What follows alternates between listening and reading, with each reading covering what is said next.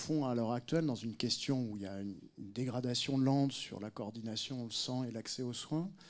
Et en même temps, il y a une question qui a peut-être été un peu moins évoquée jusqu'à maintenant, c'est quand même la soutenabilité financière du système qui peut inquiéter aussi.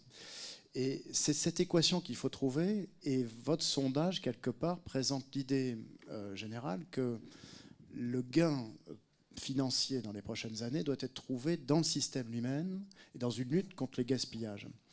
Et non plus tellement sur des pratiques que nous avons eu l'habitude tous de développer ces dernières années, c'est-à-dire de réduire les paiements et de réduire les dépenses, l'ONDAM, les enveloppes, la tarification, les rémunérations des médecins.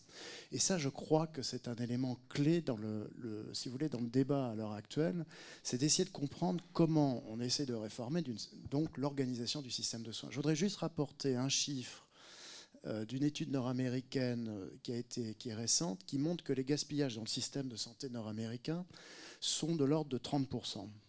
30% dont la moitié correspondent à des manques de coordination, des défauts d'orientation des patients, des hospitalisations injustifiées.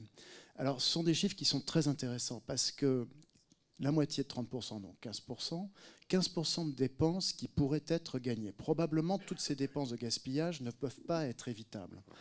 Il y a des moments où, sans doute, on ne peut pas empêcher une réadmission hospitalière. Mais si on est sur un effort de 5 à 10%, pour vous donner un ordre d'idée, les maladies chroniques en France, c'est environ 81 milliards d'euros.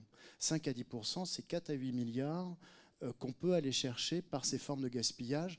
Et je dirais aussi sans tension sociale, parce qu'on voit bien dans tous ces débats, au fond, sur la rémunération des médecins, des infirmières, à chaque fois, on se retrouve dans les mêmes situations avec beaucoup de tension sociale. Donc il y a un gisement très important à ce niveau-là, qui est un gisement d'ailleurs... Pardon, est-ce qu'on a une idée effectivement du gaspillage en France, puisqu'on parle de ce chiffre de 30% aux États-Unis? Oui, alors c'est intéressant c'est là où connaître il y a un peu en la France. limite. C'est évidemment le système nord-américain est considéré comme très fragmenté, mais on peut approximativement considérer qu'on a les mêmes ordres de grandeur. Ouais.